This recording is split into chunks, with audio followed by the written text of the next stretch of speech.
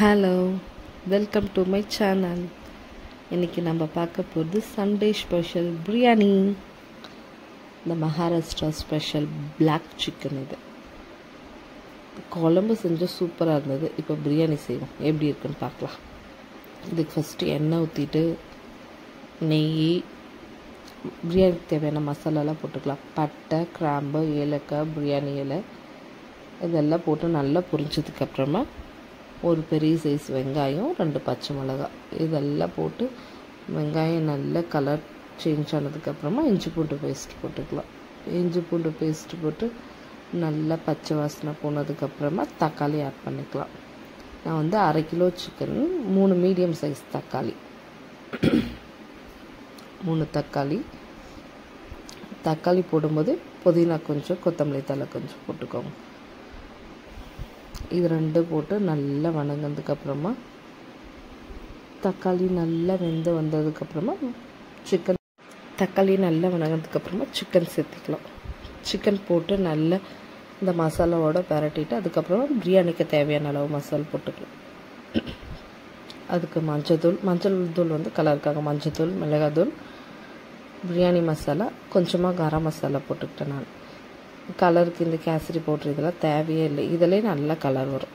இதெல்லாம் போட்டு நல்ல கறியோடு வணக்கிட்டு தயிர் ஆட் பண்ணிக்கலாம். தயிர், லெமன்.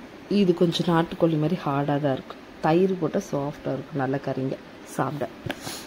தயிர், லெமன் இது 2 போட்டு நல்லா வணங்கினதுக்கப்புறம் பிரியாணிக்கு தேவையான அளவு தண்ணி ஊற்றிக்கலாம். நான் நார்மல் அரிசி தான் எடுத்தேன். 1 டம்ளர் அரிசிக்கு 2 டம்ளர் தண்ணி எப்பயும் போல். நான் 2 டம்ளர் அரிசி எடுத்துக்கிட்டேன், 4 டம்ளர் தண்ணி விட்டு நான் வந்து 3 விசில் விட்டேன். உங்கள் குக்கருக்கு தகுந்த மாதிரி எத்தனை விசிலோ, 1 விசிலோ 2 விசிலோ அந்த மாதிரி விட்டு எடுத்துக்கோங்க.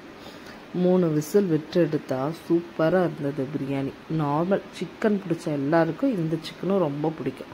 கலரை பார்த்துட்டு முடிவு பண்ணிடாதீங்க. கலர் கொஞ்சம் இதாக தான் இருக்கும், ஃபுல்லாகவே கருப்புன்றதுனால அது பார்க்க ஒரு மாதிரி தான் இருக்கும். எனக்கு எடுத்துகிட்டு வந்தோடனே ஒரு மாதிரி ஆகிடுச்சு. ஆனால் குழம்பு செஞ்ச காலையில் சூப்பராக இருந்தது. இட்லிக்கு பாப்பாங்களாம் நல்லா விரும்பி சாப்பிட்டாங்க.